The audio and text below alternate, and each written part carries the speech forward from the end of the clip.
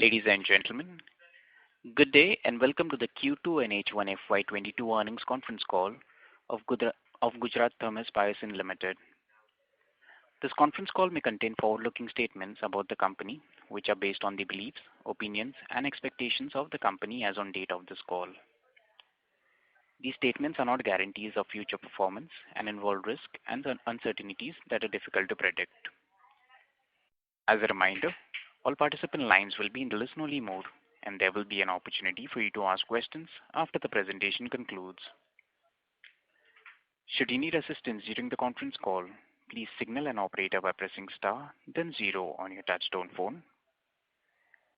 Please note that this conference is being recorded.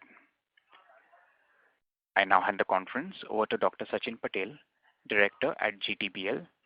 Thank you, and over to you, sir. Thanks very much. Good afternoon, everyone. I would like to wish you all a very warm welcome to GTBL's earnings conference call for Q2 and H1. I would like to begin by expressing my gratitude to you all for taking the time to join us today. Unfortunately, Mr. Rajneesh Anand will not be able to join us for this call as he is not keeping well. However, we have on this call with us Mr. Tushar Dalal, our Group CFO, Mr. Sangameshwar Iyer, our Company Secretary, Group Company Secretary and Compliance Officer, and Bridge IR, our Investor Relations team. Since this is our maiden earnings conference call, I would like to share a brief overview of our company and its recent developments before we get into the business and financial performance. GTBL was established in 1981 as a joint venture company between the government of Gujarat in form of GIIC and Biosyn, and subsequently it became a listed entity in 1984.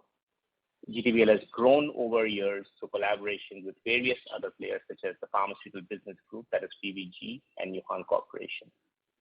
In due course of this time, GTBL established a strong R&D which enabled it to develop its own expertise in fermentation products. Today, GTBL is one of the few fermentation-based manufacturers of pharma intermediates in India with a robust technical know-how and capabilities.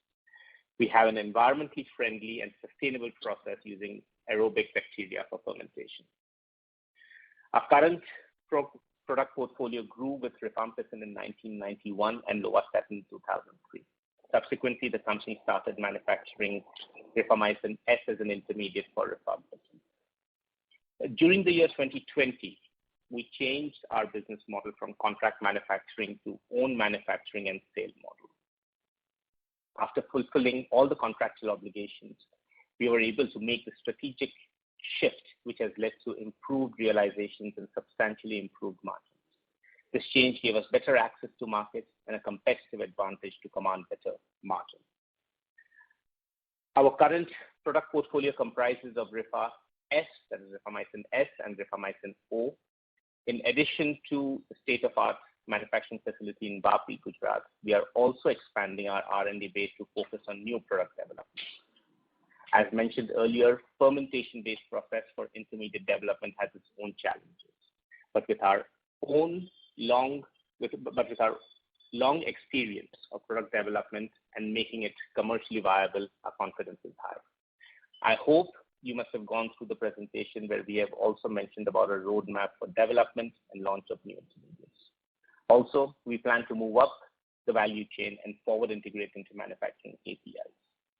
As for numbers, the impact of the change in the business model is evident in the performance over quarters since the shift, barring minor fluctuations due to lockdowns.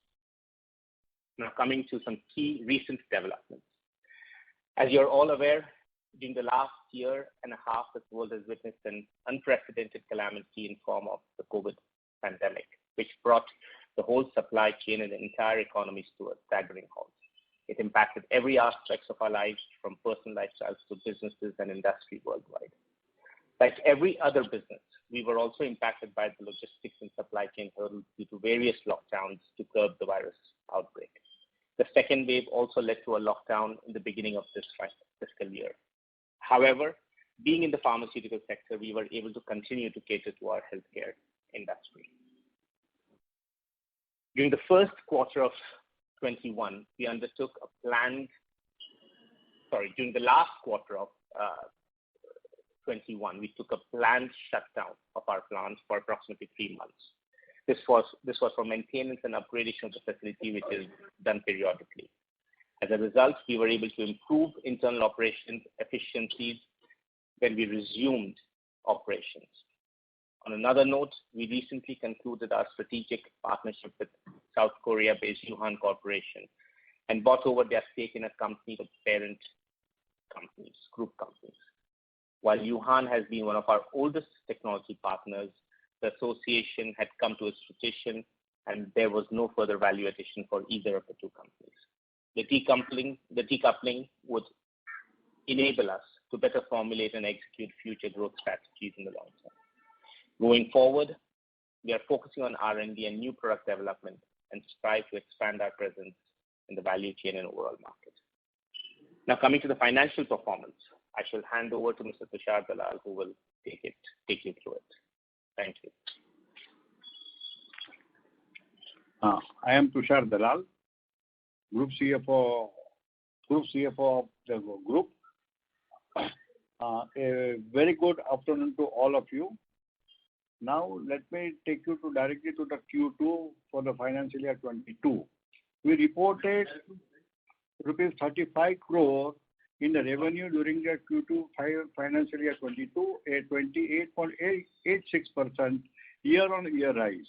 This growth was driven by higher volumes and better product mix.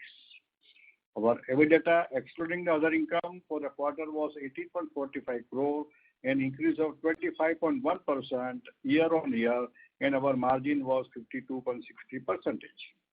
Our PAT during the quarter is at 13.79 crore, as against 11.35 crore in the second quarter of financial year 21, an increase of 21.5%. Net profit margin stood at 39.35%. The earning per share for this quarter is 9 rupees and 49 paise.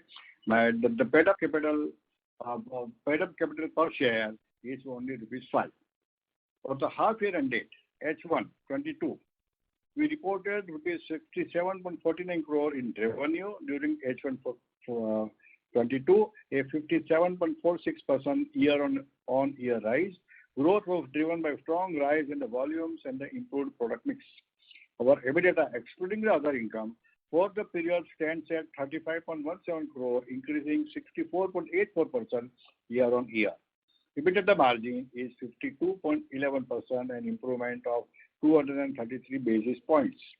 For PAT, during this half year, is 26.71 crore, as against 16.92 crore in the first half of financial year 21, an increase of 57.8%. Net profit margin stood at 39%, higher by 11 basis points. The earning per share for this period is 18.39. This is all from our side. We can now take the questions. Thank you.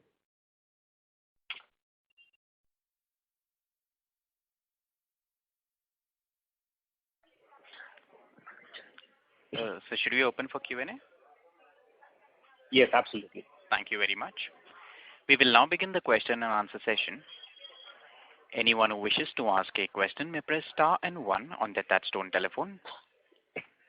If you wish to remove yourself from the question queue, you may press star and 2. Participants are requested to use handsets while asking a question. Ladies and gentlemen, we will wait for a moment while the question queue assembles.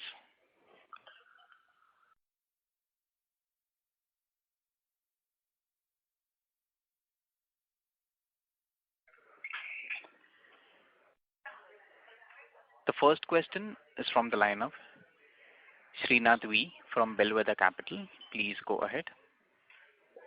Hi, just want to get a better understanding of, who are the key players in this market, since it's our first Concall and we are just, trying to understand your company. What would be the total fermentation capacities in India and who are the key players? And, I am told that there's pharmaceutical application and non-pharmaceutical applications also for fermentation, like mock meat and so on. So want to understand the dynamics and where we stand in this, the whole picture. I'll come back for the second question once. So I think as a company, we are purely focused on pharmaceuticals, so we would have little knowledge on the fermentation sector, which is not pharmaceutical based.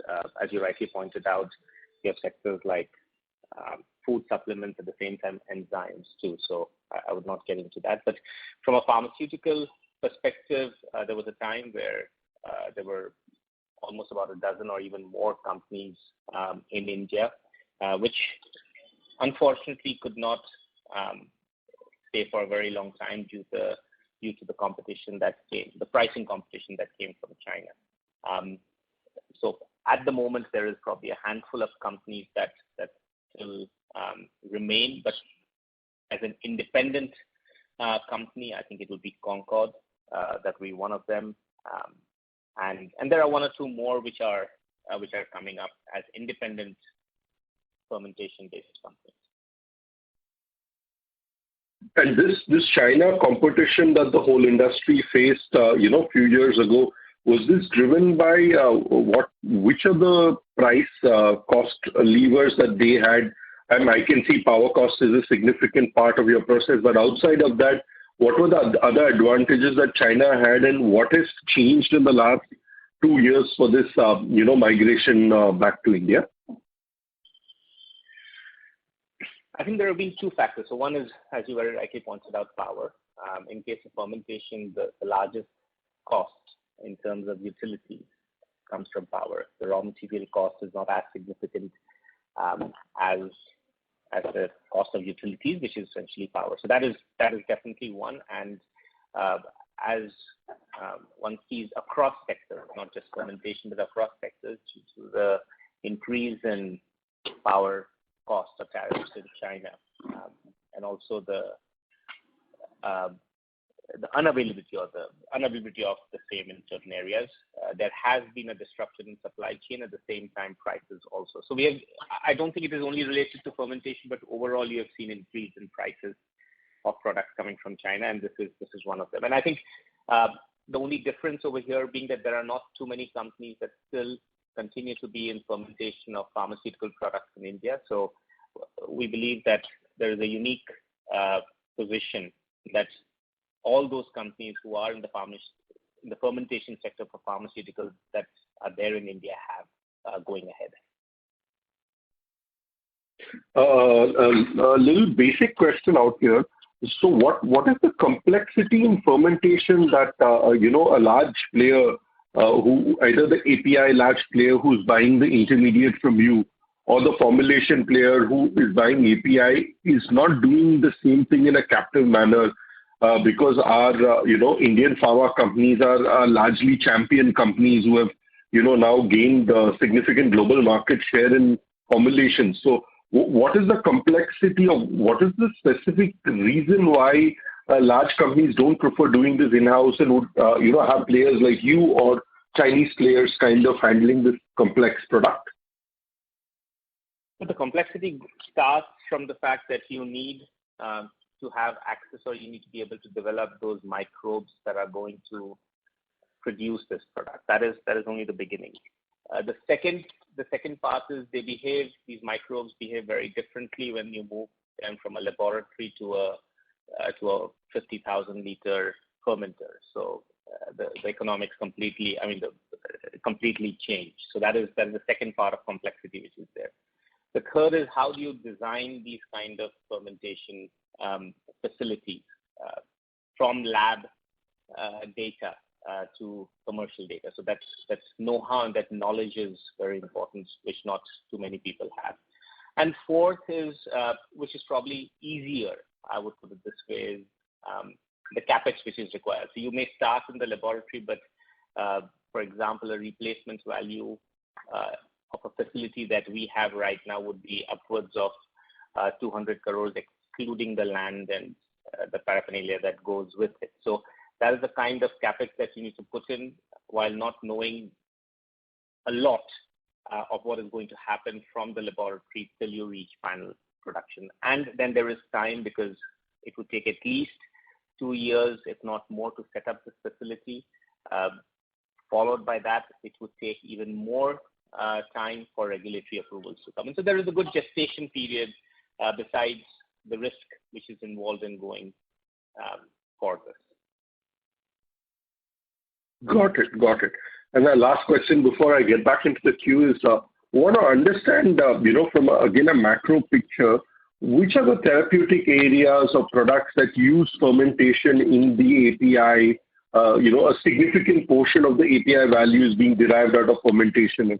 And so from where we stand here, I would like to understand the 5-7 year opportunity in therapeutic areas. And again, is there are a lot of biologic products that are coming in from new drug discovery.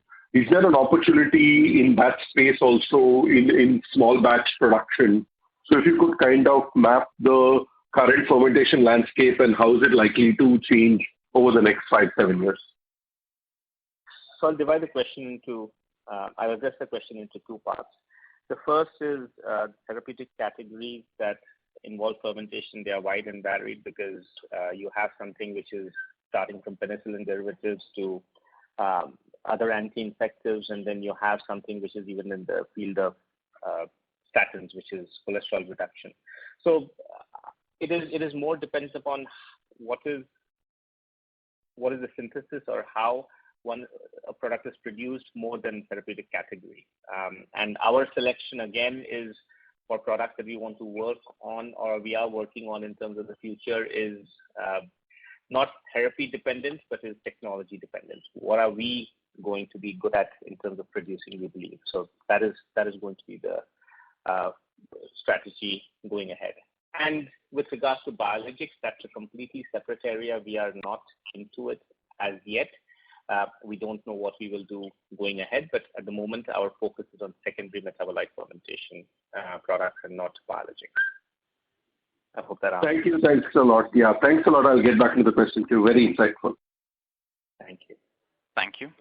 The next question is from the line of Keshav Kumar from Raxan Investor. Please go ahead. Hi, good afternoon, sir. Thanks a lot for taking my question. Sir, since December 2019, our margin has expanded considerably, and your disclosures had attributed the change to the change of the business model, the reason for the same. But I noticed that you had also started making rifamycin O, which is used for rifaximin, around the same time. So how much of the shift or growth has come about due to Rifa O? So the change has come in because of the change in business model and not necessarily in terms of what we are producing, whether it is Rifa O or Rifa S, because the concept essentially is that before that we were working on a cost plus basis or a fixed margin basis, and then we went out after concluding all those contractual obligations, we came out of it and we started moving to a market price based model. So that was a big change that led to change in the margins rather than one product over the other. Sure, sir. And sir, on your website, if I can see that it's largely a 2-product company. Is that right? That's right. Okay. So, sir, could you elaborate if we do get a substantial chunk from Rifa O, or is it not largely contributing a lot to the overall picture? I think it would depend from month to month. Overall, we would say that it is probably evenly balanced out. Sure, sir. Thank you. That's all from me. Thank you. The next question is from the line of Puneet, an individual investor. Please go ahead. Hello, I am audible? Yes, sir. Yes. Yeah. Okay. Thanks for giving me this opportunity and congrats for the wonderful results. Sir, I have 2 questions. One is on the sales and operating profit margin. So can we consider the recent run rate of 30 crores, which is very good actually in the last 2 quarters? Is it sustainable along with your operating profit margins of 50% approximately? So one, it is sustainable, and from where it is coming? Is it because of volumes or something else? That is question number 1, if you can answer first. So I think we would not be making any forward-looking statements in terms of what is going to happen ahead. So unfortunately, I will not be able to answer that particular question. With regards to where the margins are coming from, I think it is efficiencies and market price related pricing with better efficiency. So that is where the margins, I would say, are coming from. Okay. Okay. So my second question would be, what is your capacity utilization as of now, and any further plans for capex in the coming quarters or months? In the last financial year, our capacity utilization was about 75%. In the first 2 quarters, we are close to almost complete capacity utilization. Mm-hmm. And we have significant capex plans going ahead, considering that we want to increase the number of products that are there. We don't really feel the need to increase capacity for our current products, but we definitely see a lot of opportunity in terms of introducing new products, which we are working on in the facility. Okay. So are they expected to be launched within this current financial year, or the plans are further ahead for those? It would be further ahead. There is a gestation period, so it would be further ahead. Yeah. Definitely not in this financial year. Okay. Yeah, that's from my side. Thanks a lot for giving me this opportunity, and wish you well for the coming quarters. Thank you. Thank you. The next question is from the line of Ranveer Roy, an individual investor. Please go ahead. Yeah, hi. I'm not able to hear you very clearly. Hello. Yeah. Is it better now? Not completely. Sir, your voice is breaking up. May we request you to move to a better reception area, please? Hello. Is it better now? Yes, sir. Now Am I audible? Yes. Yeah. So I wanted to touch upon the earlier participant's point is on the capex. So you just mentioned that the plans are significant, but the capex will start contributing from the next year, financial year. Is that correct understanding? Yes. The return on the capex would be in the next financial year, or even the year after that, perhaps. Okay. And these will be products in similar lines. The fermentation will be a technology to start with. The genesis our business will be focused on fermentation products. Yeah. Okay. And so I'm presuming, the capex, will be largely funded from the internal accruals, kind of. The reason being the kind of cash you guys are generating right now, and there is no debt on the company, and it's very legitimate. So I'm not able to hear you very clearly, unfortunately. Hello. Sir, your voice is very faint, sir. We are unable to hear you clearly. Is it better now? Yes. Hello. Yes, sir. Please. Yes. Yeah. So the capex will be largely funded from internal accruals, or how this is, or debt funding would also be required for the capex? For the moment, it will be internal accruals, but we are open to moving to debt too, considering the fact that the project cost is anticipated to be in the vicinity of about 200 crores plus. Okay. And this 200 crore capex which you guys are planning, this will be in the one phase, or I feel like the entire 200 crore capex will be commissioned over next financial year or a year after that? No, it would be spread over 2 to 3 years. Okay. Got it. Thank you. That's all from me. Thank you. The next question is from the line of Nikhil Upadhyay from Security Investment. Please go ahead. Hi, good afternoon. Thanks for the opportunity, and congratulations on good set of numbers. Continuing on the discussion, you mentioned that basically if we look at in last 1 year, the way government has moved around on the fermentation facilities where India is weak, and the PLI schemes which are coming up, are you looking at participating in any of the PLI products, or is it purely new products which you are developing? No, our strategy is not focused around PLI products. Unfortunately, products don't match what we are looking at. So our products are pretty much out of that box. And can you just share what is the pipeline of product in terms of number of molecules? Would it be like 5, 7 molecules which are currently in the R&D stage and would be scaled up? We're looking at 6 products for now. Products, and these would be like their commissioning would be in line with the CapEx commission. Absolutely. And a large part, what we understand is from discussion with various players is like China was a key player in the fermentation facility globally and even in India. These 6 products, would it be largely like import substitution kind of a market which we are looking at? And even on export in the fermentation-based products, has there been significant prices have gone up significantly where you see that are entering those molecules may make sense now versus earlier? I think so. The strategy that we are going by has to be a mix of replacement of imports plus new products which have literally just come out. So we can't work on a strategy which is simply replacement of China. I don't think it could be something that would be great.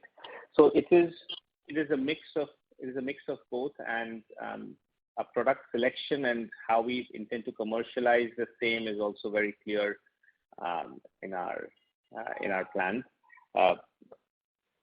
Obviously, this is something which would be, I think, trade secrets at this stage.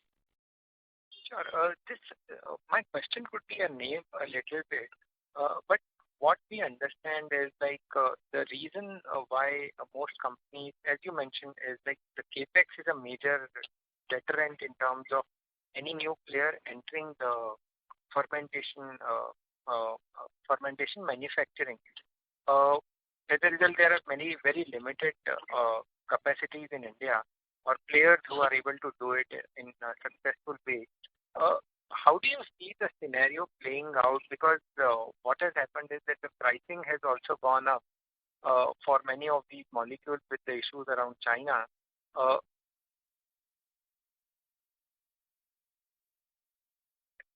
Incrementally, there could be more players. So is it capital the only reasons for not putting capacity, or is it like the ability to handle the molecules in a successful way a larger barrier? So I think in the 4 points that I raised, I in fact raised capital as only the 4th point, which I said was insignificant, because you will always be able to find capital. So I don't think that is a deterrent if project has viability. I think it is more of the know-how and people. These are the 2 key points I believe in this industry going ahead. Capital will come from one source or the other, in my opinion. And lastly, you mentioned like 3 years back there was a change in the contractual terms from cost plus model. So can you just educate me what was the earlier arrangement and whom we had the arrangement with, and what was the reason for the change in model? So is it like we decided to end the contract, the customer is the same, but on a new price basis we have entered the contract? Because I'm new to the company, so I don't know what was the history of earlier and now what is changed. So we had a contract which was a cost plus based contract where we had zero risk in terms of the cost to be covered, and we had a fixed margin business over there. And from there, we decided that we were working with a single company, and we decided that we would like to come out of that, take the risks which would come with moving into with a market price model rather than a cost plus model, which means that if we were not able to sell, we would have a problem. But we decided to come out of that contract and enter into a sales contract, which was market price dependent. And this contract was not related with our parent company, Themis Medical. It was an independent company, is it? Or? Yes, it is. It was an independent company. It was nothing related to the parent. Fine. I'll come back in a bit. Thanks. Okay. Thank you. Thank you. The next question is from the line of Dwanil Desai from Turtle Capital. Please go ahead.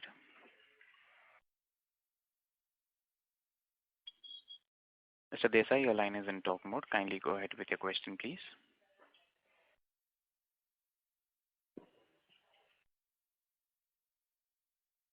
As there is no response from the current participant, we move to the next question from the line of Vaibhav Barjatia from HNI Investment. Please go ahead. Yeah, hi. So thanks for providing the opportunity. Just have one or two questions. So on the existing contracts that we have with the customers, if you can help us understand, what is the general typical nature of the duration of the contract and how the price resetting mechanism works. I mean, is it resettled every 1 year, 2 years, 3 years, and what is the general tenure of the contract? So I would only say that they're fairly stable contracts. Anything beyond that would be difficult for us to put out in the public domain. Yeah, I think, okay, I understand. I think that's it from my side. Thank you. Yeah. Thank you. The next question is from the line of Karthikeyan from Shreyas Advisors. Please go ahead. Yeah, good afternoon, sir.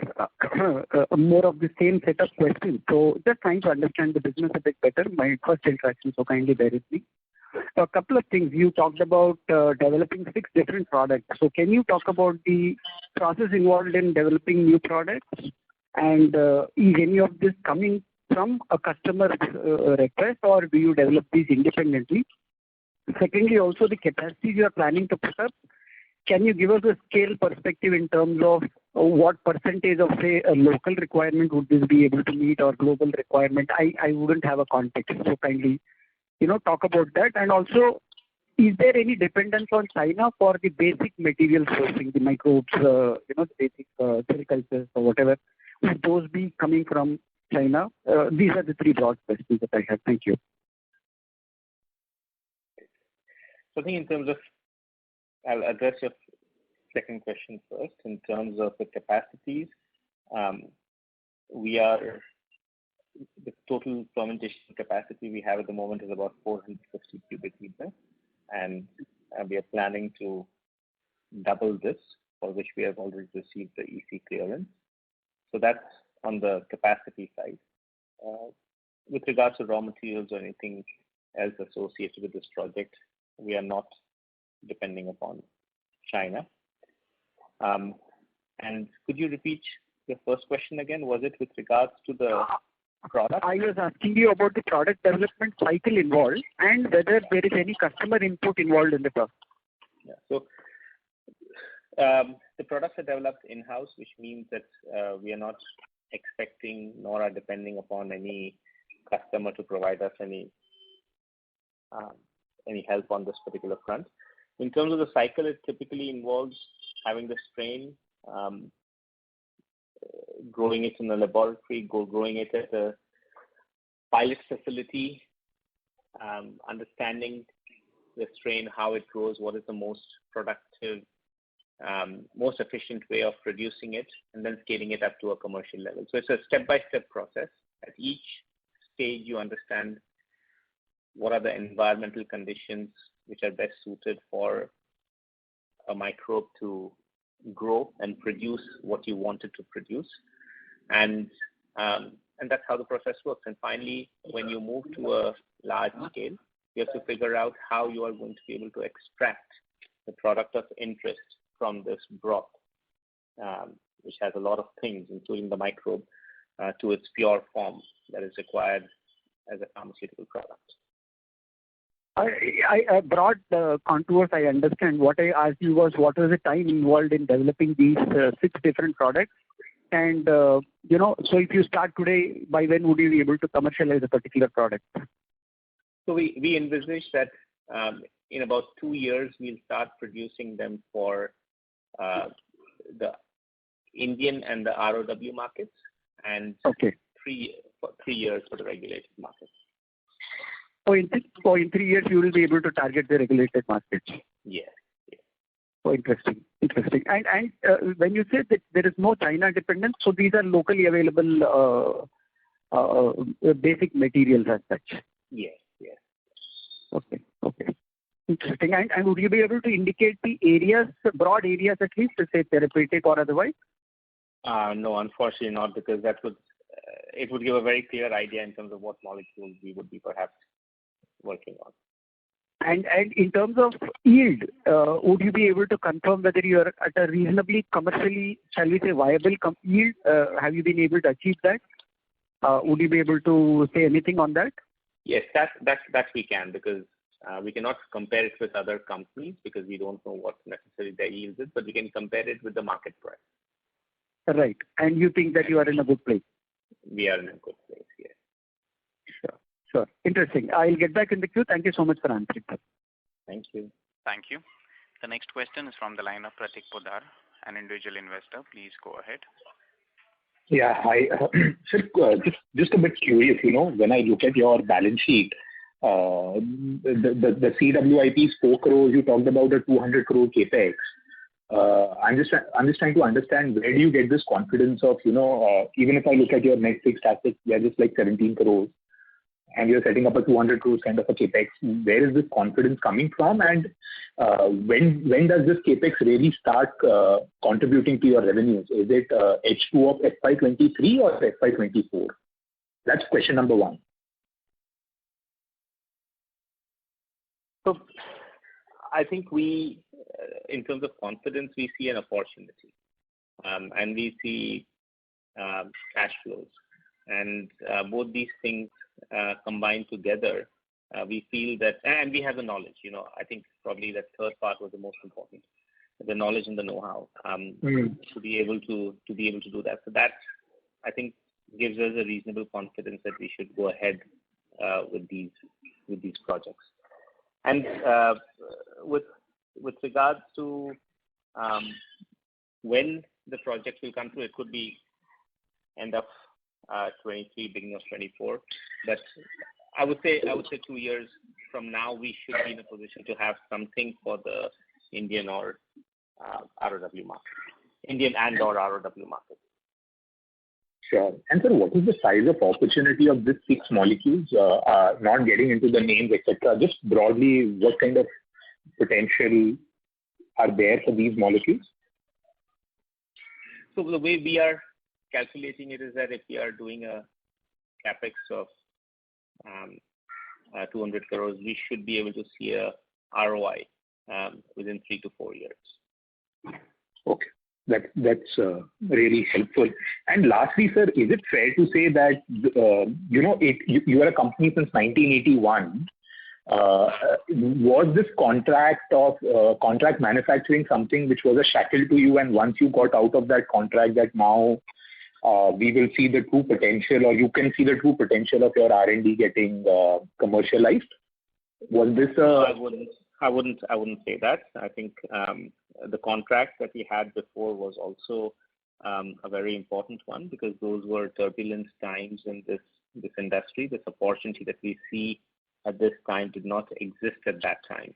So I think it's a question of standing in the right place at the right time. And when you talk about, circling back to the ROI question, when you talk about 3 to 4 years ROI, is it post-tax, pre-tax? That'll be pre-tax. Okay. And lastly, sir, any specific reason that, we're such an old company, we got listed in 84 as we talked about, yet we're not scaled up. So any thoughts as to why has that happened? No, I think, so as I said at the start of the first question that came in, the fermentation industry in India went through turbulent times. So there were lots of ups and downs, and if you see all the major companies had fermentation units, but at some point or the other they decided to stop them.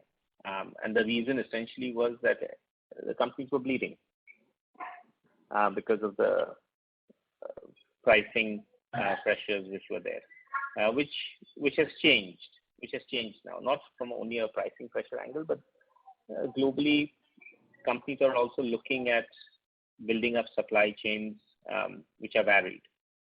So I think both those things combined together make it an interesting area to be in. Got it. And sir, are these margins which you have reported sustainable? Last question. I think what you're asking me is to speculate what the pricing of the product from elsewhere in the world is going to be going tomorrow. Okay. It's hard for me to say that. Fair. Thank you. Thanks. Thank you. The next question is from the line of Dwanil Desai from Turtle Capital. Please go ahead. Hi, you're able to hear me? Yes. Yeah. Hi, Sachin. Good afternoon. Sachin, the first question is, so you talked about the process or the difficulty level in the fermentation side, where when you scale up to commercial scale, how the living organisms behave on a much larger reactor. It's very difficult to predict. So when you go into the capex mode, I'm sure that the risk will exist when you scale up from lab scale to the commercial scale. So how do we handle that risk apart from having the prior experience? How do we handle that risk? I think that is what you said is the key thing, prior experience. That is probably the most important aspect in terms of designing facilities in terms of new products that you want to set up. So, for example, this current facility was also set up, or the key modifications were made with the technical collaboration that we had with the Johan Corporation at the time. And through that experience of working together for so many years, we have learned how to do the same. So that is where the crux lies in, we believe. Okay. But is it a possibility that for a different molecule, when you actually go for scale up, it may take much longer than anticipated, and we may have to kind of realign the process or the parameters, and the stabilization timeline can be different than what we anticipated in the beginning? Is that one of the... Absolutely.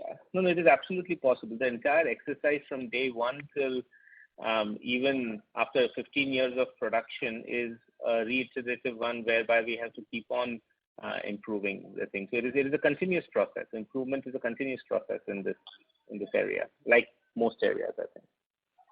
Okay.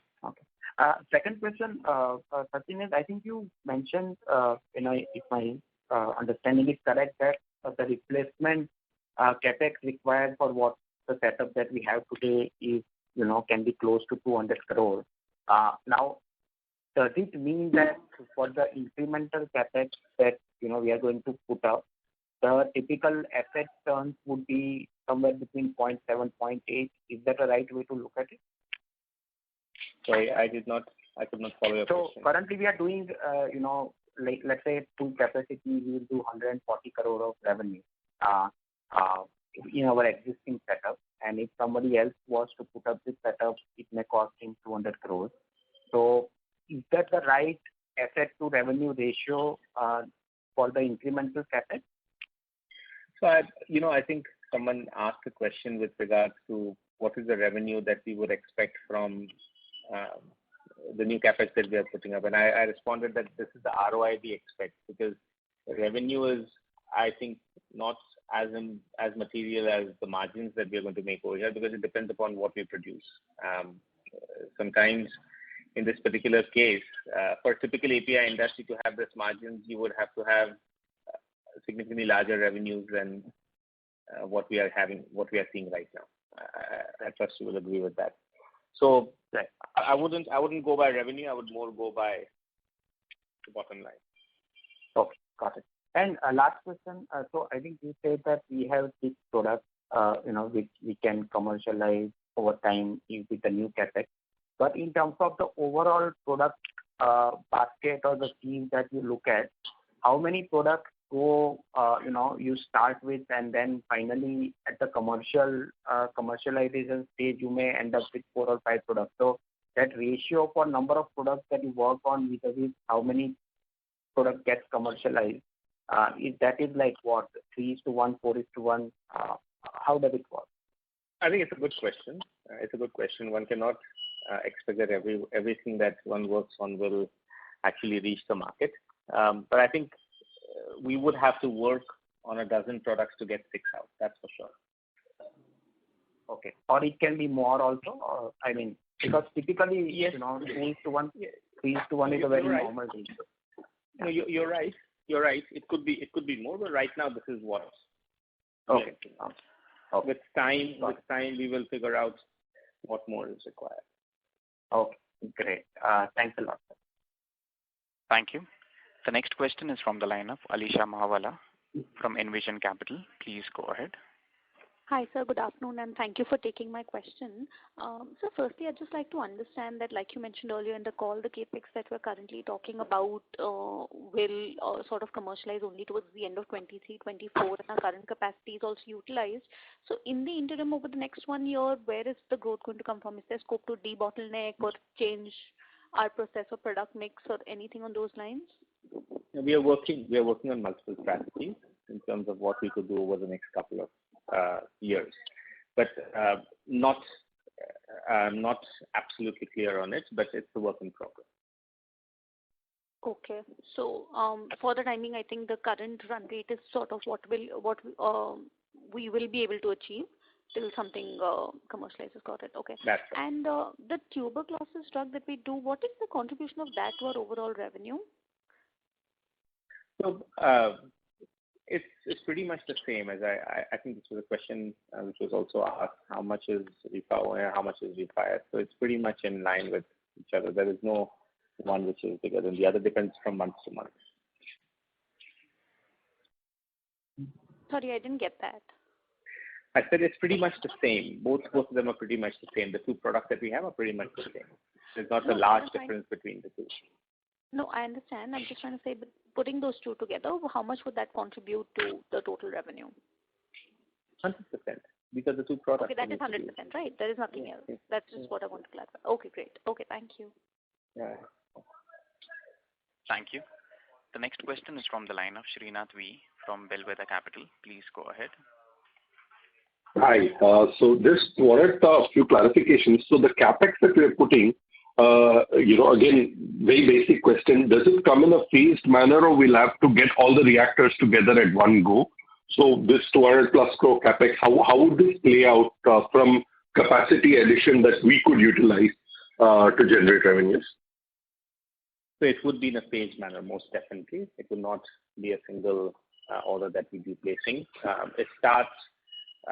This capex includes upgradation of certain parts of our facility. It also includes setting up a new R&D facility, a CGMP pilot facility. So there are multiple steps involved in this particular process.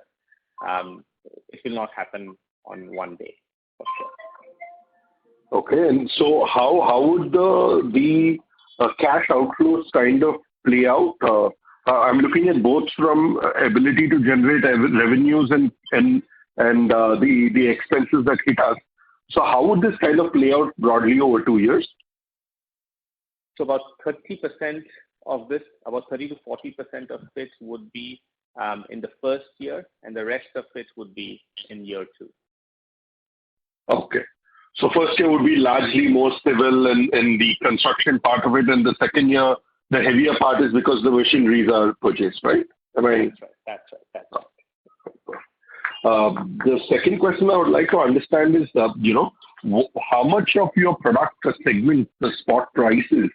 I do understand that historically we've done a lot of contract manufacturing. At that point of time, the spot price is immaterial to us, but more from understanding. Sorry, I missed you over there. Mr. Srinath? Seems like we lost the connection for the current participant. Yeah. We move to the next question from the line of Vaibhav Barjatia from HNI Investment. Please go ahead. Yeah, thanks for providing the follow-up. Just as one question to kind of, if you can answer that. See, we have done this business model change from December 2019. So what was the trigger to change the model? Because why it was not done earlier and why it was not done later? What was the trigger point here which has allowed us to change this whole model? Our contract was getting concluded at that time, and we saw market opportunity whereby we felt that it is worthwhile taking the risk of getting into business ourselves. Got it. And secondly, this Chinese competition, so why they are not able to compete now? See, I'm not talking about what has happened post-COVID. There are supply chain disruptions and China plus one strategy currently going on. But our margins has improved even pre-COVID for December 19 and March 20 as well, which is pretty much pre-COVID. So our pricing was quite attractive even at pre-COVID level. So it seems like we had the pricing power and power even pre-COVID period. So what has changed from the Chinese side in pre-COVID era, which has allowed us to have such a good pricing? The prices of fermentation products and of even non-fermentation products have increased from China, not just during the COVID time, but even before that. Yeah, so I wanted to understand why it has increased. Why there was a price increase from Chinese players? Was it some additional taxes levied by the government or some kind of power subsidy going away for them? What has caused them to increase the prices? I wouldn't be able to say for sure what exactly the reasons were. I think probably most people wouldn't be able to say for sure exactly what the reasons are, whether it is power subsidies removed, whether it is export incentives removed, whether the financial costs have changed, whether environmental regulations have come in, or whether it is an amalgamation of all these things. But the fact remains that for a lot of products, not all, prices have gone up. Okay.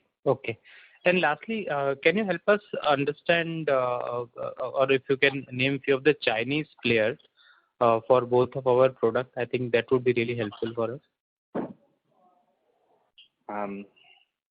I will not be able to tell you at the top of my head. I don't think there's anyone from China who's offering RIFA O.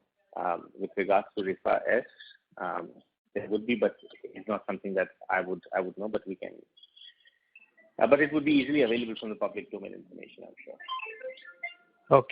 Okay, that's it from my side. Thank you. Thank you. The next question is from the line of Ranjit Roy, an individual investor. Please go ahead. Yeah, I have only one question. How is the revenue split across clients? Like, what is the client concentration? How many, probably the top 10 clients would contribute how much of percentage of revenue? I'm sorry, what was the question? How many clients? Yeah, so like total, how many clients do you service to, or probably like top 10 clients probably contribute how much to the revenue?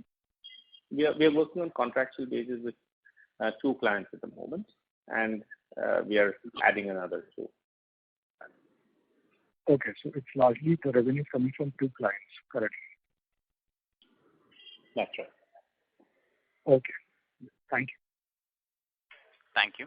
The next question is from the line of Nikhil Upadhyay from Security Investment. Please go ahead. Hi, thanks for the opportunity again. My question was, sir, when you are doing this 200 crores of capex and considering the market environment which we are seeing in terms of fermentation-based products, do you so like most other companies who are the leaders in their product segments or are undertaking a large capex generally have a good sense of the demand from the customers, or customers are generally giving a surety on the volume. So do you have any sense on or like do you have any confirmation with the client and basis which you are undertaking such a large capex, or is it like the market development would be done more post the capex? Just to understand how we are going about it. We have a fair understanding in terms of what the market sizes are and who is doing what in that respective product in the in the world, and also a strategy in terms of how we are going to commercialize the products that we have selected. I think beyond that, it would be difficult for me to comment on. Okay. Secondly, my question could be a bit naive, but in many chemical processes, what we understand is the chemistry, which is the chemistry and the ability to improve the yield, which creates a big difference. But then when we are going into the fermentation, you mentioned that the ability to work with the enzyme and checking on how it operates in our lab environment while in a manufacturing environment becomes the key differentiator. So, but in similar lines, like many companies work on a similar chemistry, like either chlorination, or that kind of a chemistry to improve the process and improve the yield. So in fermentation also, are there similar lines around which you would focus on in terms of enzymatic technology, or is it like it could be across multiple domains? And our current fermentation capacities, are they restricted to a product, or they can be used across products? So, first of all, what we are doing is very different from enzymatic chemistry. That is a completely different area from what we are talking about. Enzymatic chemistry facilitates reaction A to reaction B while we are producing something with the microorganism. So it's a different area, right? I think where I'm coming from is like a similar line of enzymes we would be more comfortable working with, or is it like we are not restricted, we can work with multiple line of enzymes? Is there some commonality around the working process or on the R&D process? Just to understand, this could be very basic question. So it is. We are in a position to handle multiple strains or various strains, which is of bacteria or fungi. It is not necessary that it is only one particular kind that we need to work with. And are the capacities restricted to a particular product, or they can be used across products? Like many in chemical companies, people do a campaign production and then use the capacity for some other product. So fermentation, how does it work? So it cannot necessarily be used for all products, but it can be used for a few products. You have to be selective because each product has its own requirements in terms of size of fermenters and also the downstream part, which is essentially purifying the material from this microbial broth, which is there to a final API. So it is not generally possible to use the same plant for all kinds of products, but for a few kind of products, sure. Okay, and lastly, based on our current gross block and the new capex which we would be doing, how many fermenters we would be putting in terms of number of machines? And so you mentioned that we would be doubling the capacity, almost 900 cubic meter, but that would be like across how many fermenters would you say, or how should we think over here? I think you can only talk about volume. You cannot talk about how many fermenters because it depends product wise. Some product may require a fermenter with 10 cubic meters. Some products may require a fermenter which is 100 cubic meters. So we can only talk in terms of overall volumes and not number of fermenters. Fine. Thanks a lot. Thank you. The next question is from the line of Keshav Kumar from Raxan Investor. Please go ahead. Sir, for REFA ONS both, do we have domestic competitors? For REFA O, no, we don't. For REFA S, no, not really. We don't have any domestic competitors. Okay, and are we choosing our molecules with the same strategy that we have limited competition domestically? There are such few manufacturers of fermentation products domestically that most of the products you would select in fermentation would not have too much competition, more than one or two players. Let's put it that way. Sure, sir. So just trying to draw the demand and supply scenario. So you mentioned that we have two customers currently. So is there substantially more domestic demand for the same molecules? I believe for REFA there won't be. For REFA O, or more growth will largely come for us in the future from the new molecules only? We plan for growth from new molecules. The reason being that we would like to make sure that the risk is divided over a few products, not just one or two or three, but many more and multiple customers. But we don't want to become we don't want to go to a scale in any of the products where we are saying that we are going to have this much percent market share. We have been very clear in terms of what is the market share we would like to target, so that it enables us to get our pricing what we want with a forward integration strategy with a respective customer, if even though not identified. Sure, sir. Sure. That's all from me. Thank you. Thank you. The next question is from the line of Vaibhav Barjatia from HNI Investment. Please go ahead. Just reflecting on your earlier remarks. So I think earlier you said that you currently have two customers and you are adding two more, right? Am I correct? Yes. Yeah. So we don't have any more additional capacity for next 2 years. So how these new customers are going to get served? Is it like there will be reduction in offtake by existing customers and the two new will replace them, or how it is going to work? Because we don't have additional capacity as of now. No, I wouldn't say that, right? Because we mentioned that the capacity utilization in the last financial year was 75%. Mm-hmm. We have 25% capacity. And we can actually go up to 100%, or I think will it be feasible to do that?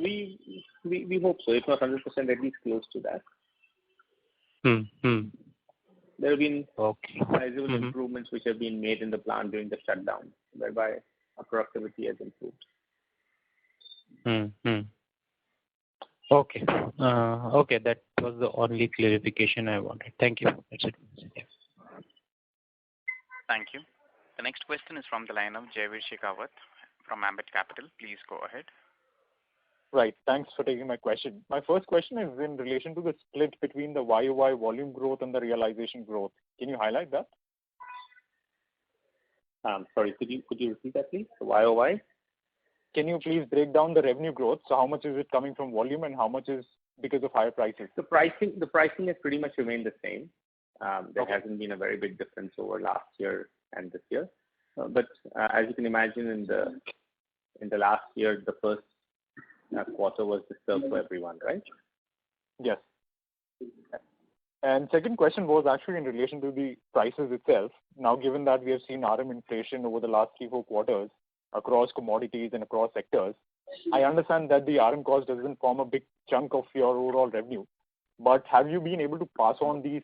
And I mean, are you able to pass on these historically as well to your end customers? And how much time does it take to actually pass it on? No, we haven't been able to pass it on, and our contracts are such that we would not be in a position to pass on the RM costs to the end buyers. And that finally, is something that we'll have to absorb. And finally, if I can understand your key raw materials, given that most of your suppliers would now be passing on the higher prices to you guys, could you help me understand what are the deals?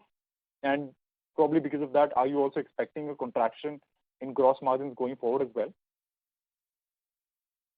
We don't expect a major contraction in gross margins, maybe a couple of percent here and there. A lot of our raw materials in fermentation are natural products, unlike in chemical synthesis. So those natural products have not increased by that percentage. But yes, we do consume solvents for recovery, and there is a increase in rates that we see. But as I said, the impact of that would be a few percentage here and there. Sure. Thanks a lot for answering my questions. All the best. Thank you. As there are no further questions, I would now like to hand the conference over to Dr. Sachin Patel for closing comments. Over to you, sir. So thank you very much for organizing this, and we look forward to meeting everyone during the next call. Thanks again. Thank you. Ladies and gentlemen, on behalf of GTBL, that concludes this conference. Thank you all for joining us, and you may now disconnect your lines.